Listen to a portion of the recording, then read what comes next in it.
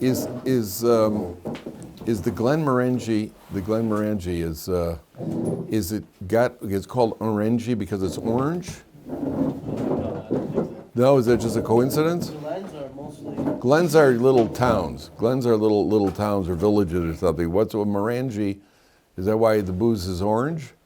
Because it's. I'm not really sure, but it has a little twist to it somehow. I'm not really sure though. You know, or it's just hashgacha. You know, whatever it is, it's good. It is. Oh, it's good. It's good. All right. That's a hint, by the way, because that bottle's almost finished. All right, so we were last time we were on Moshe Rabbeinu Sisa. We have a few points here in Parsha's Sisa, which are really fundamental. So I want to go get through that a little bit. The Empiric Lamed Beis. Okay, so if you Empiric Lamed Beis, Moshe Rabbeinu is up on the mountain, and the Jewish people have started with the golden calf. 498. Top line on 498. Okay, so it says like this. Vayishma Yeshua es kol ha'am bereo. Yeshua hears the people making noise. Vayomer el Moshe, he says to Moshe Rabbeinu, kol milchama b'machane. I hear the sounds of battle. You know, people are whooping and yelling. Do you have a chumash high? Do you have there should be extra the chumash. Yeah, everybody's got one. Page 498. I hear the sounds of yelling in the camp.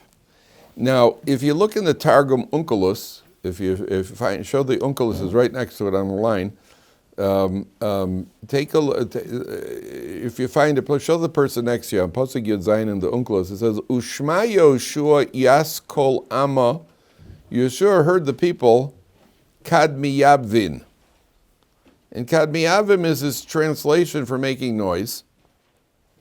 Va'amar LeMoshe kal krova b'mashris. I hear the sound of battle.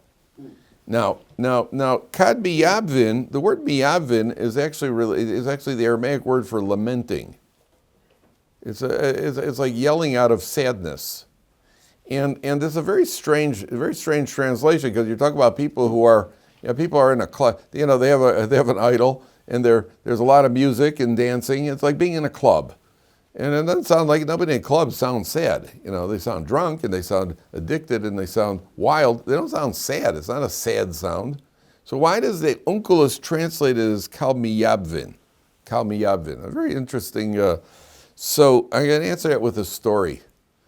There was a Jew in South Africa who had studied in the famous Slobodka Yeshiva in Europe. And he left Slobodka, left the yeshiva, the famous Slobodka Yeshiva before the war, where Aaron Kotler was there, Yaakov Kamenetsky, the altar of Slobodka. And this Jew had learned in Slobodka. And then he left the Slobodka Yeshiva and he went to South Africa and he became completely secular. Didn't keep anything, he was completely secular. But there was one thing, he was very generous. He donated very generously to yeshivas. So the main fundraiser from the Slobodka Yeshiva heard about this guy, and this guy was an alumnus of Slobodka. So he went to South Africa to collect. This guy's a generous guy. Knocks on the guy's door. He says, "Hi, I heard you're generous. I heard you give to yeshivas." He says, "Yes, that's true." He says, "Well, I heard you're an alumnus of Slobodka, and I'm from the Slobodka Yeshiva."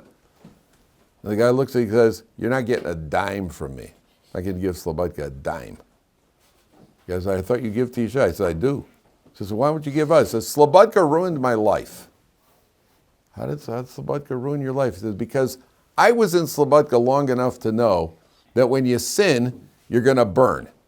And there's not a mitzvah that I keep. I'm involved in all sorts of inappropriate behavior, and I could never enjoy it because I've got a guilty conscience because of Slobodka. Slobodka ruined my life, so I'm not giving a dime to Slobodka."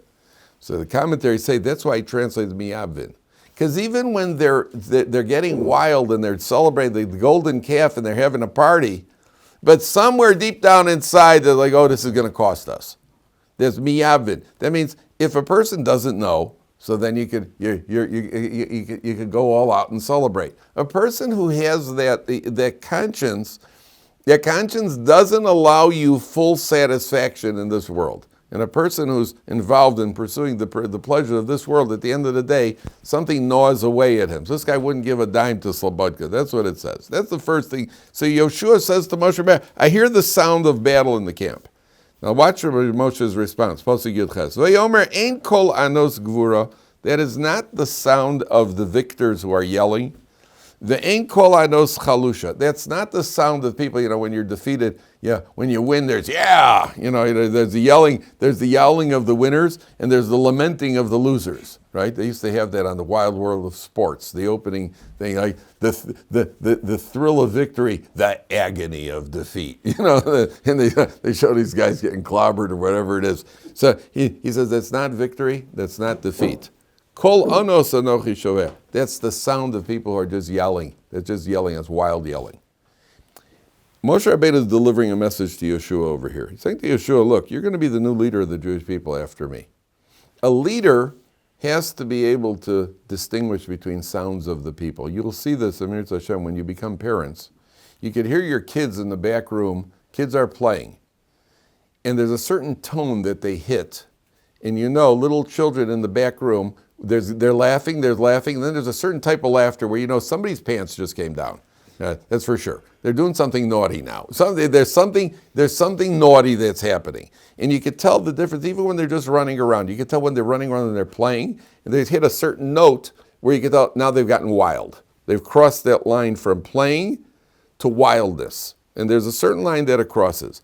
A leader has to be able to hear the sound of it. If you've ever become a rabbi of a shul, you have to be able to take the pulse of your shul. A good, skilled rabbi knows when is it time to make an appeal for we need money in the shul to buy furniture or to expand the shul. If you're a good rabbi, if you're a skilled, an experienced rabbi, now is not the time to start to tap your congregants for more money. The stock market is down, membership in the shul is down, now's not the time. You got to be able to take the pulse of the people to make those. Moshe Rabbeinu says to Yeshua, you're going to be the leader.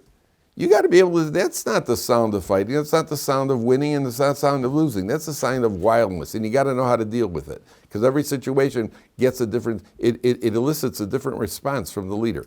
And therefore Moshe Rabbeinu says, that's the first responsibility you have over here. Now, even more than that, why is there noise? Why is there noise? Anybody who comes to Torah, anybody who investigates Torah, what do? You go to a shir with Rabbi Gottlieb, or you go to a Gemara shir, or you go to a Parsha shir, or you go and you discuss something with somebody, and the two of you sit across the table, and you ask questions, and you get answers, and you discuss it. Because you're looking for the answers, and it needs some concentration. There's some rational discussion. What happens, what's the first sound anytime you go into a club? What's the first sound that you hear? There's a thumping drum beat, right? Boom, boom, boom. There's a big boom. And you can barely hear yourself think. You can't hear anybody else, and you can't even hear yourself think. Why is that? Why? Because we're trying to block out rational thought. It works. You block out all rational thought, get some alcohol, we're good to go. That's all it takes. And you're blocking everything out. What are they doing it there? There's noise. Why are you making noise? Noise blocks out rational thought. In our world, there's a noise of a society. What does a society say? We're all victims of noise. What's the noise? The noise says you got to pursue success. What's the noise of success? You got to make money. Does anybody stop to think, hey, maybe, why am I doing this? Where am I going? It's a noise of a society. That's what the golden calf is. The golden calf is the noise of a society. Whatever else, the Torah is not a storybook. The Torah is not just telling us stories. The Torah is teaching us life lessons. And if it's telling you that in the ultimate act of rebellion, there was noise, so that's meant to communicate a lesson to us, that in life, there's a lot of noise surrounding us. You got to be successful, and you got to achieve, but nobody stops to think, where am I going with all this? Where's this leading to? What's the goal over here? What am I trying to get at? There's a lot of noise. We don't even have time to stop to think. I know every time I've been to New York, there's almost a feeling like if I stop moving on the sidewalk, I'm going to get run over. Move it or lose it, buddy. It just everything is moving around so fast. Nobody has time to think. You're running around like a chicken with your head cut off without any time. Stop, think. What are you going to do? What's the purpose? Why are we here? Why were we created? And the noise of the society dominates. The noise of society kind of blinds. It cuts everything out. Okay. So then Moshe Rabbeinu comes down. Look at this. So Moshe Rabbeinu comes down. Vayika asher korav el hamachane. Moshe gets close to the camp. Vayares ha'egel u'mecholos. He sees the golden calf and he sees the dancing. Vayichar af Moshe gets angry. Vayashlech miyodav esaluchos. He throws down the tablets. Vayishaber osam tachas ha'or. Now the first thing you'll notice is that Moshe Rabbeinu, when did he first find out that the Jewish people have worshipped the golden calf? Up on the hill. Up on the hill. How did he find out? God said. Hashem told him. So why didn't he throw the luchos down and break them then? He had to see it for himself. Why? Lashon Hara. Hashem is not guilty of Lashon Hara. and if Hashem said something negative, it was lito'elis. It was for a benefit. He's not worried about the Lashon Hara. You're close though. See if he could judge him in a good way. See if he could judge him in a good way, possibly. But before anything, there's a life lesson over here. Seeing, we have an expression, seeing is believing. I'll believe it when I see it. People say that all the time. I'll believe it when I see it. Why do you have to see it? You just heard it. It's not the same. It's not the same. I gotta. That's why. By the way, do you know that there is more reliability of newsprint than there is of news that you hear or that you see on TV? When they report it to you verbally, people, when you read a newspaper, there's more reliability because then I'm seeing it. It's what he called. That's why even when you watch the game, I watched the game, I saw the game, I saw all 9 innings of the game, then I read the newspaper report of what happened in the game. I saw it. Why do I have to read it? Now it's real. Now it's written. Now, if somebody took the time to write it, it must be real now. Seeing is believing. So Moshe says, and we learned this, a judge has to see it, see for yourself, get the evidence, you can't hear hearsay. I need witnesses, and I hear from the witnesses, that's considered seeing it. But what you hear on the street, that doesn't mean anything. So Moshe Rabbeinu has to see it, number one. Number two, Moshe Rabbeinu, let's go to what Chaim said. Maybe there's hope for the Jewish people. Maybe I don't have to. When does Moshe Rabbeinu realize there's no hope? Oh, at this point, they got to break the luchos. At what point does he see? When he sees the people are dancing.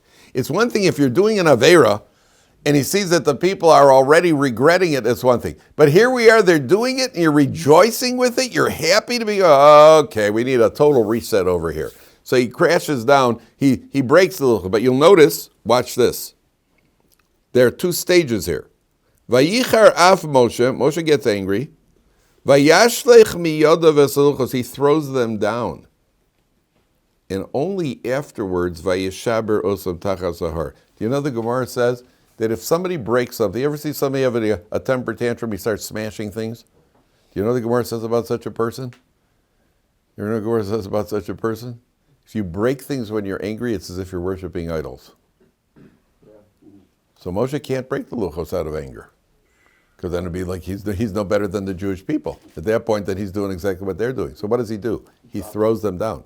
First he drops them. Then he calms down. Then he breaks them. There's 2 stages. Vayichar af Moshe, he gets angry. Vayashlech miyodav esaluchos. First he drops them. Vayishaber osam tachas ha'or. Then he breaks them. After thinking about it, what should I do? Then he breaks the luchos. Then the Jewish people are, what do you call it? The Jewish people he judges the people, and those that worshipped are either executed or they have to drink the water.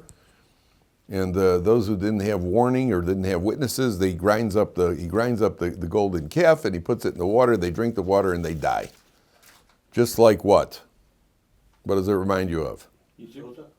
A sota, a woman who is been accused of being disloyal to her husband. What do? In the time of the Beis Hamikdash, what did? They wrote Hashem's name on a paper, and they put it in Hashem's name on a parchment. They put it in the water. She drank the water, and if she was guilty, what happened? She died. She does not blow up. I know that she does not explode. Look out, hit the deck, watch it, guys. And, she doesn't explode. It's not a Monty Python after dinner mint, look out. Right? She doesn't explode. She dies, her stomach swells up, and she dies a painful death. But yeah, so over here too, these people are considered like the disloyal wife. The Jewish people, metaphorically, are the wife of HaKadosh Baruch Hu. And they straight off, they were disloyal to their husband, the metaphorical husband, which is HaKadosh Baruch Hu, and instead they shifted over to idols, which is the competitor with serving with the competitor, so to speak, and therefore they're tested like a sota. Okay, now, I want you to look at Perek Lamed. We're skipping on ahead down. This is really the main point I want to get to today. Go to Perek Lamed Gimel, Pasuk Yud Gimel, Pasuk Yud Aleph. It's on page 502 at the bottom. Okay, I'm going to read you something over here, and I'll give you some background. 2 points. The first one is, there's a pasuk that says, Kimayim haponim laponim, kein lev ha'adam la'adam. As water reflects a face, in those days they didn't have mirrors, you looked in the water and you see a reflection of yourself.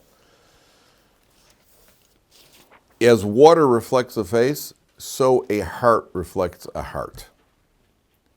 Can you sometimes sense that there's somebody in the room who you sense that he's not really happy with you? And very strong, likely he doesn't think, there's somebody in the room I sense doesn't think much of me. And it's very likely I don't think much of him either. Somebody in the room who I dislike, and chances are he dislikes me too. And it could be that he dislikes me because he senses that I dislike him. Hearts can sense each other. Hearts can say, and it's especially true with near relatives. Right? And it's especially true when you're married.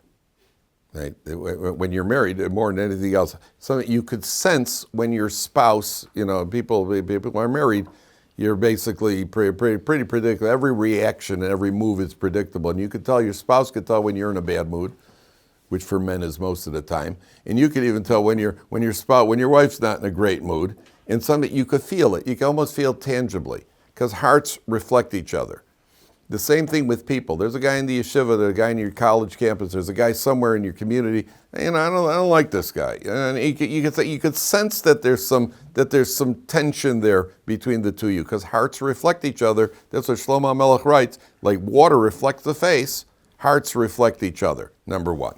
Number two, a frum woman once asked me, interesting question, frum woman once asked me, on Yom Kippur, it was my wife, by the way, she's frum, and she asked me the following, Yom Kippur, you fast, you start with Elul, 40 days of, you have El Slichos, boom, boom, boom, and what do you call it? Well, not 40 days. Some of you have 40 days El, and some of us only have, in a rough year we have 9 days, but on a good year it's 4 days. You guys are out there, Chatanu Lefanecha, 40 days every year. Okay, maybe you're more Averis. So the what do you call it? So you do the Slichas, and then you have Rosh Hashanah, and Seres Yemei Tshuva, and you're davening, and we say Avinu Malkeinu, and you're fasting and everything else. Then Yom Kippur comes, and you're fasting Yom Kippur. You finally finish with Yom Kippur. How did you do? How'd you do? I'll tell you next Yom Kippur. You'll tell me next Yom Kippur, right? I don't want to wait. All right. So she asked me, my wife asked me, maybe why can't we get report cards? Every Yom Kippur, just go up to the Aron Kodesh, everybody in the shul, there's going to be a report card coming down for you. You open up your report card, Lashon Hara, a B. Torah study, A-. Tzedakah, a B. And I get a nice report. I like to see how I'm doing. What does Hashem think? Did you ever wonder that? What does Hashem think of me? What does Hashem think of you? Ever wonder that? You must wonder. Before we get to the deep philosophical questions, this is my wife asking it, and you'll see when you're married, you yourself have no free will. That part is true, yes. But the what do you call it? What about why? What is more? Let's cut it down. What does Hashem think of me? Shai, ever wonder about that? Does Hashem like me? right? I know it sounds like a teenage girl asking, "Oh, I don't know if Hashem likes me." No. We all wonder, where are we vis-a-vis Hashem? Where do I stand in God's eyes? Don't you wonder about that? I think we work, especially if you're working on yourself. I davened, I tried, I kept Shabbat. What does Hashem think of me? So I want to read you this Orach Chaim. Take a look at Pasuk first. Perek Lamed Gimel Pasuk Yud Aleph. It's the bottom of the page 502. V'diber Hashem el Moshe ponim el ponim. Bottom of page 502. V'diber Hashem el Moshe ponim el ponim. Hashem spoke to Moshe face to face. Kasher yedaber ish el re'el. Like man speaks to his friend. Moshe Rabbeinu's level of prophecy was higher than all other levels of prophecy. All the other prophets, the other prophets had what's called aspaklaria she'ena me'ira. They had what's called, it's almost like a cloudy glass. You're seeing something, but it's not 100% clear what you're saying. It's a distorted image, and the prophet then has to work through exactly what the prophecy is. Moshe Rabbeinu's prophecy was 100% clear, like people speaking face to face. Hashem spoke to Moshe, panim el panim, kasher yedaber ish el re'eu. V'shav el ha'machane u'meshorsa Yeshua b'du nar lo yom yishvel. Then he returned to the camp. Now, I want to read you the Orach Chaim. You've heard of the Orach Chaim HaKadosh, right? So I want to read you what the Orach Chaim says. The Orach Chaim says that Moshe Rabbeinu, what does it mean God spoke to him face to face? So he says like this. Ki kefi asher yochin adam es atzmo, to the degree that a person prepares himself, lehashpa'as hakedusha, to be affected by holiness, to the degree that one prepares himself to be affected by holiness, yasig, that's what a person is going to achieve. Ve'omro, and he says, kasher yedaber ishal re'eu, as a man speaks to his friend. What does that mean? Al derech omro, he quotes the pasuk that I quoted you, kimayim aponim laponim, as water reflects the face, kain leiv ha'adam la'adam. Now listen to these words, gentlemen. Perush, that means, mi ki halevavos yaskilu b'ne'elam. Hearts can sense that which is hidden. Im lehov im lisno. You could sense if somebody who you meet, it could be the first time you met him, you could sense if it's somebody who is affectionate, somebody who has an affection for you, or somebody who hates you. Sometimes you just meet somebody, this guy just hates me. Right? And you could sense it. You could sense it. I remember going, and even in university, there are certain people I met, and you hit it off right away. There are other people, just from the get-go, it doesn't work. It's just not going well. And hearts can sense it without anybody saying anything. Ki kefi asher yochin ha'adam libo levos chavero, to the degree that you prepare your heart to love your fellow, kimochen yisbonen lev chavero lehov, also his heart senses that my heart is trying to like him. It's an incredible phenomenon. When I try to like somebody, when you try to like somebody, they'll sense that you're trying to like them, and it creates a reaction. It's a remarkable thing. It creates, people are very, very, as Rabbi Schuller Sr. says, we are not logical. Humans are not logical. We're psychological. And you can actually feel something. You can feel what somebody else is thinking. V'hu amro. Kasher yedaber isho re'ehu. Now, here's the kicker. Ume'ata, and based on this principle, ready for this, gentlemen? You think you are. Now, wait till you hear what the Orach Chaim says. Based on this principle, yavchin adam mahu im kono. You could then test and know where you stand with your Creator. Im levavo yis'ave v'yachshok ba'Hashem u'va'avodaso. If you crave and desire to serve Hashem, that's a sign that Hashem loves you. If you have that desire to serve Hashem, well, if I desire to serve Hashem, so then that means I am passionate about Hashem, that means Hashem's passionate about me. And then the Orach Chaim very kindly does not mention the flip side. He doesn't say that. He stops right there on an optimistic note. That means, okay, let's be realistic. Not, it's not like I'm going to spend my entire day speaking Aramaic. That's just not going to happen. I'm not holding by that yet. But if in general I'm growing, I'm moving, my focus is on growth, which is what the focus should be. Gentlemen, that's the test. It doesn't matter how much you know, and it doesn't matter how much you've learned, and how much. There's only one thing that counts. Are you growing, or you're backsliding? That's all. That's all that Hashem asks us, is to constantly grow. Because, it's not my fault. Each person started, they have when they have the Indy 500, right? So they have to go, they do the heats in order to determine where you start. There's always that pole position. You got an advantage if you're in the front row where you start. Well, you have to, so some people start in the front row, some people start in the back row. But in life, some people start in the front row because they're 7th generation B'nai Brak, or 9th generation Yerushalmi. Right, and all they've ever the only game they've ever played is let's walk to shul, right? And then you have other people who come from Kansas City or Afghanistan. The games that they've ever played is let's shoot people who are on the way to shul. You can't fault somebody where you started, but regardless of where you started, where you're trying to get to, you're trying to grow. Hashem loves you. Trying to grow, Hashem love you. You feel the passion. Some people have even more passion. Some people they seem feverish. Some people are a little too feverish. But the passion doesn't have to show, by the way. It doesn't have to be like everybody else sees your passion to grow. Sometimes that's not such a good thing. If everybody else sees their passion, then you should really be in Hollywood. We're not trying to show everybody else our passion to grow. But you feel a connection. You feel a movement to grow. Says the Ohr Somayach. That means Hashem loves you. And I guarantee anybody sitting in this room, obviously Hashem loves you, because otherwise you wouldn't be in this room. You're only in this room because that's where you're holding. You're in this room because you're looking to grow. So if you're looking to grow, so obviously Hashem is very fond of you. But even within that, some people are just more into it than others. So the Ohr Somayach is saying that a person, in a world where people are trying, you kept Shabbos, you made Kiddush, you put on tefillin, you're good. You're good. Can you be better? We could all be better. Can you be worse? We could all be worse. Right? We could all be worse. Could you be better? We could all be better. Because there's no end. Growth never stops. There's constant growth. What was the name of the guy?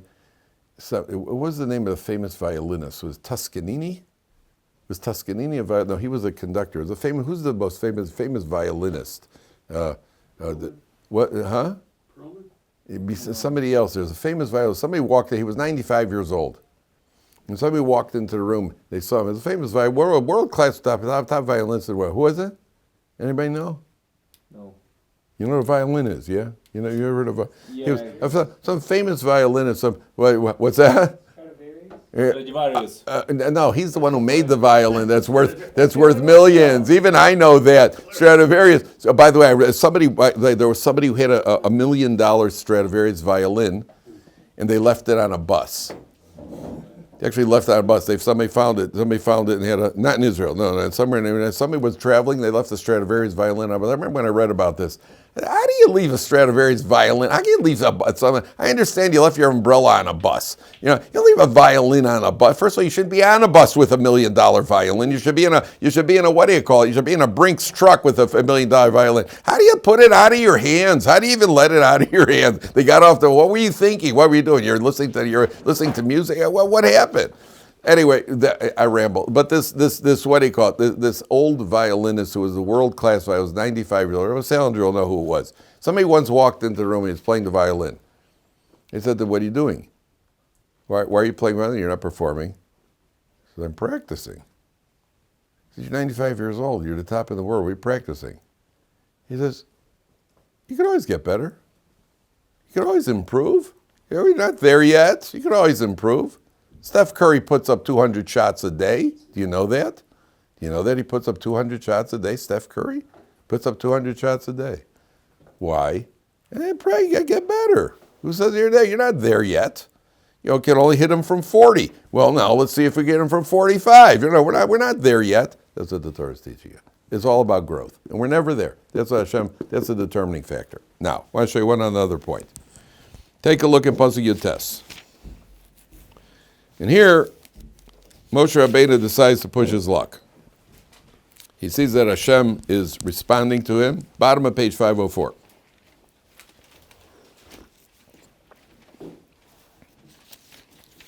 So Hashem says, he says to Moshe Rabbeinu, last word on 504, Vayomar har'eni na es kivodecha. Show me your glory. And show me your glory means give me the ultimate understanding of who you are. So Hashem says to Moshe Rabbeinu, one line later, Vayomer lo suchal liros es panai. You cannot see my face, whatever that means. Ki lo yirani ha'adam v'chai. Man cannot see me and live. That means that it's a human being, the experience of God, our neshama would burst out of our body if we had that access to Hashem. It's like a kid getting over-sugared. Right? Ever see a kid gets over-sugared? Even adults get over-sugared. Right? You get over-sugared and you just can't take it. You're ready to, you're buzzing from sugar. A person who is exposed to the essence of goodness, the neshama can't take, you just burst out of your body. A human being does not have the capacity to be able to get to that level. The Gemara says Moshe Rabbeinu was granted 49 gates of wisdom. The 50th gate of wisdom he could not access as a human being. So what does Hashem say to him? Hashem says to him, I'm going to put you in you go into the crevice and I'm going to pass by. And then 4 lines from the bottom, 5 lines from the bottom. Vahasirosi es kapi, I will remove my hand. V'ra'isa es achora, you will see my back. Ufanai lo yara, you will not see my front. That's what Hashem says to Moshe Rabbeinu. What does that mean? Again, this is so esoteric. Hashem is trying to see Moshe Rabbeinu. Hashem says, you will see my back, you won't see my front. What does it mean? So there are different opinions over here. The Gemara says Moshe Rabbeinu asked Hashem the ultimate question, which we all wonder about, which is, why is tzaddik viralo, why do the righteous suffer, virasha v'tovlo, and the wicked prosper? Rasha v'tovro, tzaddik viralo. Why should the righteous, and that's something we all wonder about. Why is it you see good people who are suffering, and you see people who are less than righteous, and they seem to be living the life? So the Gemara says Moshe Rabbeinu asked Hashem. You know Hashem answered him? He said, Tzaddik viralo is a tzaddik ben Rasha. Tzaddik v'tovlo. You see, let's say you have a tzaddik who things are going well. So he's a tzaddik, the son of a tzaddik. Tzaddik viralo, the tzaddik who's suffering, is the tzaddik, the son of a Rasha. Rasha v'tovlo, so Rasha who's doing well, he's a Rasha, the son of a tzaddik. And Rasha viralo is a Rasha, the son of a Rasha. What's the problem with that answer? Basically, you inherit the status? It doesn't answer the question. It just begs the question even further. Why is this guy suffering? Because he's a tzaddik, the son of a Rasha. Well, that was my question. So why am I suffering? To the contrary, I could argue that a tzaddik, the son of a Rasha, should get even better. Look where he pulled himself out of. And it certainly doesn't answer. If you're asking about God's justice in the world, you certainly haven't answered the question with that, have you? Why is it tzaddik ben Rasha? Tzaddik ben tzaddik. Well, you got protexia because your father was good, so you get good because your father was good. Tzaddik viralo. My father was a Rasha, therefore I got to suffer. And as a Rasha, this guy's a Rasha. His father was a tzaddik. You understand the problem? So you know what the Vilna Gaon says? God was talking about reincarnation. He's referring to reincarnation. Tzaddik ben tzaddik means this is a guy who was a tzaddik in his previous life, and he's a tzaddik in this world. Why was he brought back? Could be something little he had to fix up. One time he was in shul, he was schmoozing a little bit, he missed one Yeheshmei Rabbah. So he has to live an entire life again just to get the opportunity to answer Yeheshmei Rabbah. We don't know what he has to fix up. But he was a tzaddik ben tzaddik. That means in his first existence he was a tzaddik, and he's a tzaddik. Reincarnation, by the way, is a Torah concept. And we don't know a whole lot about. One thing we know, if you think that you remember something from your previous incarnation, you don't. And what's that thing called deja vu? People say deja vu, it's reincarnation. No, it's not. Deja vu is more likely drug flashback than it is reincarnation. But people could be reincarnated. We don't know how these things work. One thing we do know is that you don't remember your previous incarnation. Do you know that the Gemara says, Isha tova matana tova labaila, a good wife is a precious gift to her husband. That's what the Gemara says. A wife is a precious gift to her husband. So the Ben Ish Chai says, why is she called a gift? And the Ben Ish Chai says, Ben Ish Chai says that it could be this couple was married in a previous life, and the husband messed up, and he had to come back. And the wife got it right the first time. She was brought back to help him get it right the second time. So she's a gift. She doesn't really have to be here. How do you like that? So I always tell the ladies, be tactful. Never bring this up in an argument. Like, I don't really have to be here. I'm only here because you're here. So give me, that's not, we don't know. And by the way, that could be why sometimes couples have conversations. We spoke about this once before, didn't we? Yeah, 400 years ago when we were married. So there is a concept. By the way, somebody who's particularly bad could be brought back as an animal. And when you're brought back, the punishment of being brought back, let's say a man's brought, if you're immoral, these are what the Kabbalistic books say. I don't know anything. I'm only telling. I'm quoting quotes. I haven't studied the Kabbalistic works, but the little that I've seen quoted from the Kabbalistic works is that if a person is particularly immoral, somebody's immoral can be brought back as a dog. And the problem is when you're brought back as a dog, you remember that you were once a human being. That's bad. Yeah, Dylan. That's bad. Yeah. So. Yeah, how do you like that? You had to come back. You can come back as a dog. And then the worst part is, you can come back as a dog, a person dies, comes back as a dog, and now he's owned by his former wife and her new husband. How do you like that? Right? And there they are, and there you are, and they're sitting there having dinner, and they're talking, and you'd like to say something, and all that comes out, you bark. And you remember you didn't like this guy either, right? And you bark and they throw you a bone. So the lesson, gentlemen, is be good, right? Don't get in that situation. So tzaddik ben tzaddik means that he was tzaddik. Tzaddik ben Rasha means in his previous incarnation he wasn't very good. He fixed it up this time around, but you got to pay. You're good. You fixed it up, so you've removed the punishment for the future, but you got to get punished in this world. So it's tzaddik v'ralo. Rasha v'tovlo. He was good the previous time, came back this time, and he messed it up. And Rasha v'ralo means he was no good then, and he was no good now. This is what the Vilna Gaon says. That's one interpretation. But there's another idea here. Look at those words again in the pasuk. Vasirosi es kapi v'ra'isa es achorai ufanai lo re'o. You'll see my back, you won't see my front. So one of the Mepharshim said, you know what this means? Sometimes in life something happens and you just don't understand why it's happening. When do you find out? With hindsight, you realize, wow, boy, am I glad that happened. At the time, you're smiling, Dylan.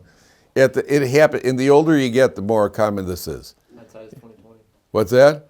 Hindsight is 20/20, but in life you see it because at the time you were really upset, and all of a sudden you realize, boy, am I glad I didn't do that? Am I glad that didn't work out? Am I glad, there's a lady in, where was this from? There was a flight from Brazil to France. Which was that plane that crashed in the flight from Brazil to France that crashed in the, what's the ocean is that? Is that the Atlantic? Yes. From between Brazil and France, is that the Atlantic or Pacific? The Atlantic. So the plane took off from Brazil, and after 3 or 4 hours, it went down. That was a couple of years ago, not that long ago, within the last 4 or 5 years. And the plane crashed. There's a woman from Italy who was on her way to the airport. She got stuck in traffic. She missed the flight. Now, what was she thinking when she was stuck in traffic? And what was she thinking about 6 hours later when she found out that she missed the flight? What happened? Right? That's sometimes with hindsight, you're like, ooh, right? Right? So she flew to, the next day she caught a flight. She flew to Greece, and her husband drove and picked her up in Greece to drive her back to Italy. And on the way home, she was killed in a car crash the next day. Oh, you didn't expect that ending, did you? No, you didn't expect that. You go, she won the lottery the night. No, she was killed the next day. How do you like that? You didn't expect that. True story. What happened? Because Hashem still manipulated. But that was why it was still good to miss the flight. It was still good to miss the flight. Well, Everyone else on the plane had to suffer because of her. everyone else had to suffer. Everyone else on the plane had to die because of her. No, they had to die because of themselves. And she didn't. To the contrary, you know, Aaron Cutler said, the Brisker Rav said, planes don't crash, people crash. That means that Kodesh Baruch Hu needed all those people on the plane. They all needed to crash for whatever reason he has. She didn't. So she wasn't on that plane. She was the next day. She had another 24 hours. So it's all, but in life you see, you look back, decisions that you made, even decisions that you made. Boy, I knew a guy who was invested in a startup. And the startup wasn't doing so well, so he pulled out. And the name of the startup I don't know if you ever heard of it, it's called Amazon. Yeah. For the last 30 years, he hasn't been too happy. So it doesn't always, sometimes, but you look back and you know, go, ooh, boy, I wish I could have that one back.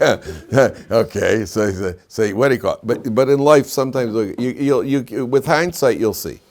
With hindsight, you'll see. Now, I'll tell you a story that I've told you in the past.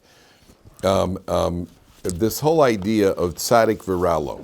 So there's an interesting medrash. The medrash says, some of you have heard this medrash. It's a very fascinating medrash. The medrash says that Moshe Rabbeinu, when he went up on the mountain and he asked God, okay, because that's the question we're always bothered by. Why do the righteous suffer? Why does anybody suffer? So there's a question about suffering. So people always ask about the Holocaust. The Holocaust is only a magnified form of any suffering. Why should I stub my toe? Why did I deserve to stub my toe? The Gemara says that's called suffering. Do you know the Gemara says if you stick what constitutes as suffering in life? What's called suffering? The Gemara says if you stick your hand in your pocket to pull out 3 coins and you only pull out 2 coins, and you got to stick your hand in your pocket again, that's a form of suffering. As opposed to dropping money in your pocket, if you drop in 3 coins, you want to drop in 3 coins, you only drop in 2. To drop in the next one, that's not called suffering, because that's not such a big hassle. But to pull out 3 coins, you pull out 2, and then you got to reach your hand in your pocket again. And what usually happens is one of the first 2 coins fall into the pocket. Then you got to fish around, and you pull out a whistle or something. You know, it could be a hassle.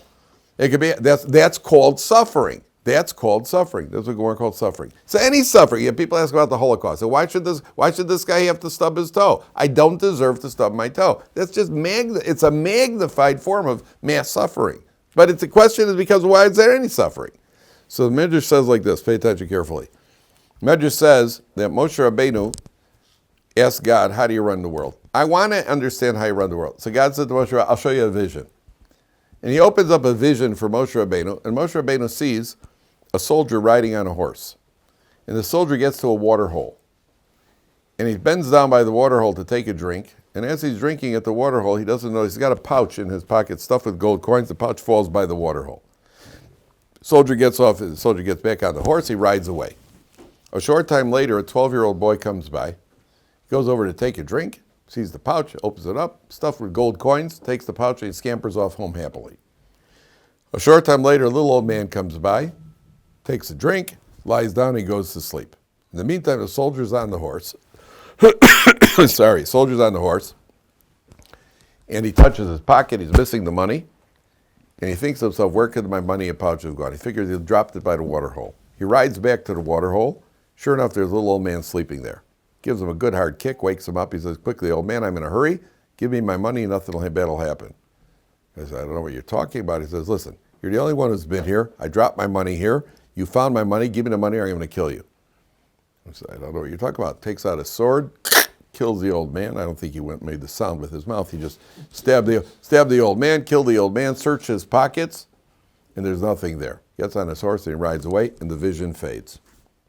God said to Moshe, when you ask me how there's justice in the world, you see there's perfect justice.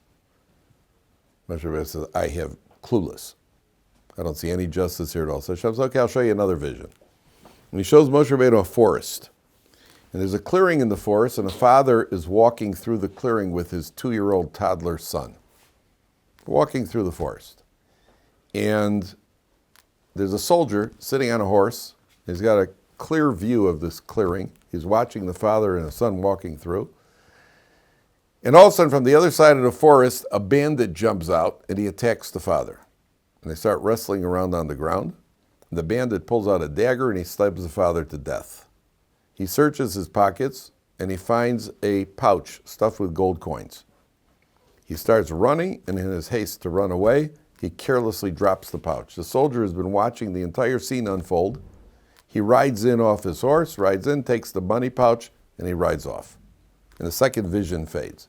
And God says to Moshe, when you see there's perfect justice in the world, so I'm clueless.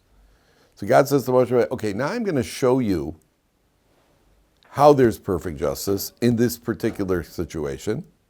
But just realize that even when you understand this is just the tip of the iceberg, how I run my world. But I'll give you at least this insight. Moshe said, please.